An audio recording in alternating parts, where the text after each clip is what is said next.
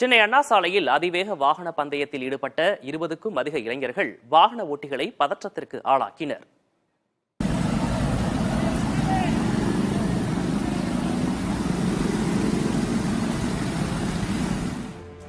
சென்னையில் பிரதானமான அண்ணா சாலையில் ஞாயிறு இரவு 1:30 மணி அளவில் நந்தனம் சிக்னலில் இருந்து ஜெமினி மேம்பாலம் நோக்கி 20க்கும் மேற்பட்ட இளைஞர்கள் வாகன பந்தயத்தில் ஈடுபட்டனர்.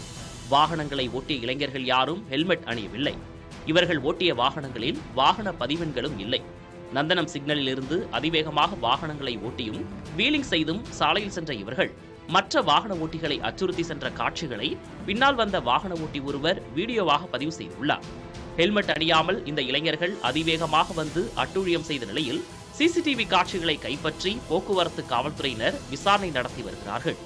அதிவேகம் என்றைக்குமே ஆபத்துதான். அதனை உணராமல் அந்த நேரத்து திரிலுக்காக இளைஞர்கள் தங்கள் உயிரை பணயம் வைத்து அவர்கள் குடும்பத்தையே கண்ணீரில் மூழ்கடிக்கிறார்கள் என்பதுதான் யதார்த்தம். புதிய தலைமுறைக்காக செய்தியாளர் அன்பரசன்.